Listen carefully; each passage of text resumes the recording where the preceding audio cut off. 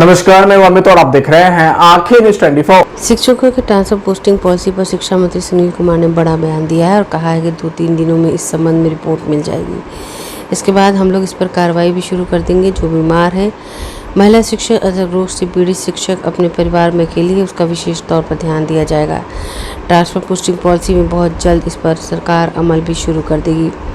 मुकेश सहनी ने नीतीश कुमार को कहा कि हैप्पी एंडिंग लेना चाहिए। इस पर मंत्री सुनील कुमार ने कहा, नीतीश कुमार पहले भी रेल मंत्री रहे। बिहार की तस्वीर नीतीश कुमार ने बदली है, चाहे वो शिक्षा, रोड, बिजली, पानी के क्षेत्र में हो। इस तरीके से बेतुकी बातें करना किसी को शोभा नहीं देता। इतने सीनियर लीडर के बारे में आप उनके विचारों से सहमत हों या असहमत हो, लेकिन इस तरीके की अमर्यादित भाषा का प्रयोग नहीं करना चाहिए। इस तरीके की भाषा बोलना बिल्कुल शोभा नहीं देता। विधानसभा चुनाव में हम लोग फिर से वापस आएंगे और चुनौती है, चुनौती को पूरा करेंगे। 2 अक्टूबर को प्रशांत किशोर पार्टी का ऐलान करेंगे। इस पर मंत्री सुनील कुमार ने कहा कि यह लोकतांत्रिक देश है और सभी को अधिकार है पार्टी के ऐलान करने का, राजनीति करने का। हम लोगों की जो नीतियाँ नीतीश कुमार जी पर वो सब भारी पड़ेगी। वो बिल्कुल आप सभी को नमस्कार।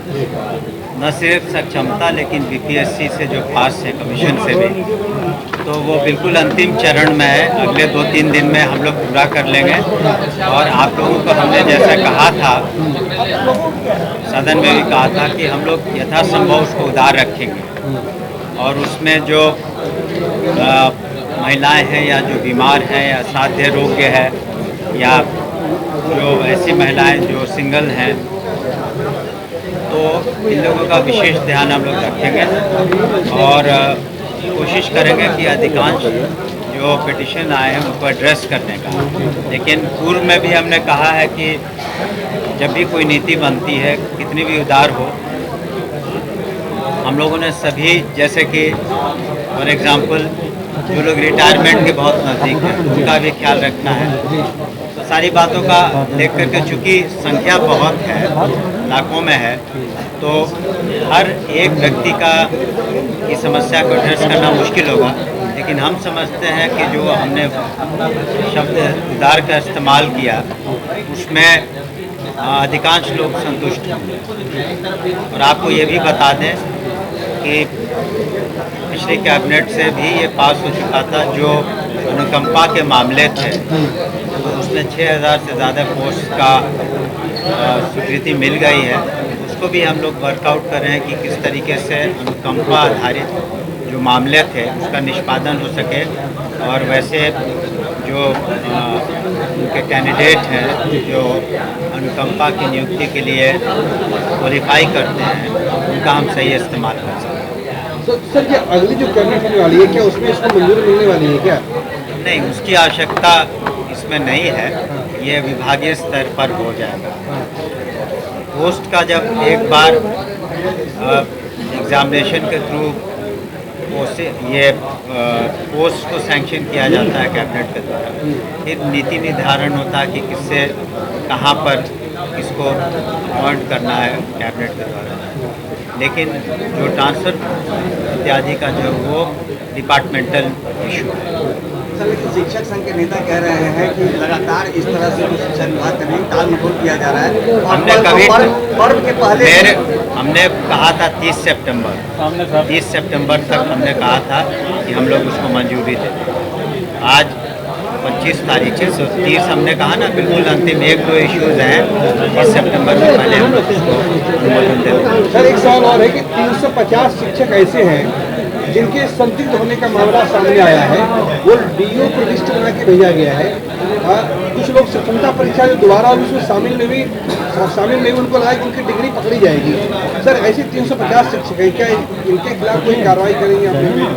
देखिए, आप लोग के पास हुई है सर? देखिए, जहाँ भी वैसे मामले जहाँ गड़बड़ी की आशंका होती है या सर्टिफिकेट्स में कोई लगता है प्रथम दृष्टया कि अनियमितताएँ हैं या कहीं जालसाजी है, तो उसको हम लोग चाहते हैं कि पहले उसकी गहन छानबीन हो जाए, इंक्वायरी हो जाए और उसके बाद जो विधि सम्मत कार्रवाई होगा वो करेंगे। लेकिन इतना निश्चित है कि अगर कोई भी शिक्षक या शिक्षिका अगर उसने अपनी नियुक्ति कराई हो कभी भी पंचायती राज व्यवस्था में या किसी भी माध्यम से और बीपीएससी में अगर कोई गड़बड़ी पाई जाती है तो निश्चित रूप से विधि सम्मत कार्रवाई तो होगी, लेकिन उसके पहले हम लोग जांच करके आश्वस्त हो जाना चाहते हैं कि वास्तव में ये बातें सही हैं, ताकि कोई निर्दोष व्यक्ति उसमें कोई फंसे नहीं। लेकिन अगर दोषी है, उसने गड़बड़ी की है, तो विधि सम्मत कार्रवाई हम लोग करें। कहा है कि नीतीश कुमार को अब रिटायर्ड होना चाहिए, उनका दिमाग नहीं काम कर रहा है, हैप्पी एंडिंग ले लेना चाहिए। उनको अपने नेता को थका हुआ है। देखिए, तो पिछले 19 साल से और उससे भी पूर्व रेल मंत्री रहे माननीय नीतीश कुमार जी, बिहार की तस्वीर उन्होंने बदली हर क्षेत्र में, चाहे वो शिक्षा हो, स्वास्थ्य हो, रोड हो, बिजली हो, पानी हो। और इस तरह के जो बेतुकी बातें करना किसी को शोभा नहीं देता।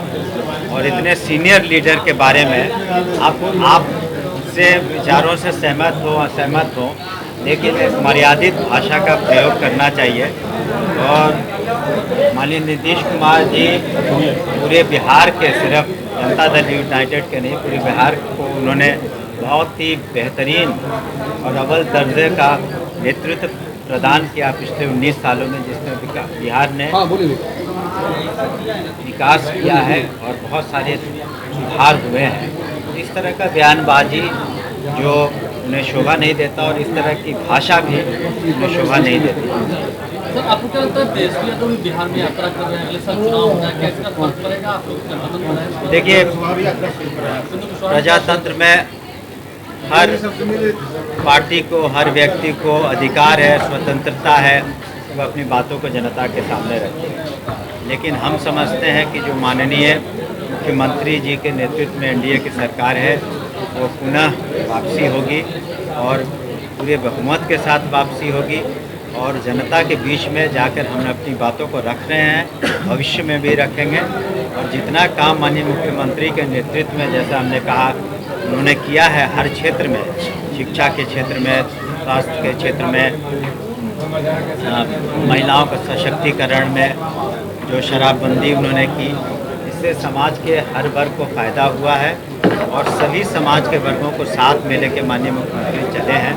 इसीलिए आज तक माननीय मुख्यमंत्री के नेतृत्व में बिहार की जनता ने अपना आँखें जो आपका चैनल है उसके लिए और उसके दर्शकों के लिए 2 लाइन की हम शुभकामनाएं अपने ढंग से देते हैं। आप सब में मिठास घुल जाए बांसुरी और बीन की तरह, और लोग आपको भी प्यार करने लगे वैक्सीन की तरह। हंसते रहें, मुस्कुराते रहें और देखते रहें आंखें न्यूज़ 24। अगर आपने अभी तक हमारे चैनल को सब्सक्राइब नहीं किया है तो हमारे चैनल को जल्द से जल्द सब्सक्राइब करें, लाइक करें, शेयर करें। अगर आप भी अपने दुकान, प्रतिष्ठान, school, college, coaching centre, restaurant, cafe का विज्ञापन देना चाहते हैं, वो भी किफ़ायती दर पर, तो आंखें न्यूज़ 24 लेकर आया है आपके लिए एक सुनहरा मौका। आंखें न्यूज़ 24 न्यूज़ पोर्टल की दुनिया में बिहार का सबसे उभरता हुआ चैनल, जहां बिहार झारखंड से जुड़े तमाम बड़ी खबरें देखने को मिलती है। तो देर किस बात की, आज भी जुड़े आंखें न्यूज़ 24 के साथ। संपर्क करें हमारे व्हाट्सएप नंबर 8935876430 पर। क्या आप पत्रकारिता के क्षेत्र में अपना कैरियर बनाना चाहते हैं? तो आज ही royal Ashoka institute of mass communication and journalism में अपनी जगह सुनिश्चित करें। आर्यभट्ट ज्ञान विश्वविद्यालय पटना से मान्यता प्राप्त 100% प्लेसमेंट के साथ royal Ashoka institute of mass communication and journalism नामांकन जारी है। हमारा पता है DS/16 गायत्री मंदिर के समीप, कंकड़ बाग, पटना 8,20,000। आप हमें संपर्क भी कर सकते हैं। हमारा मोबाइल नंबर है 9955456126।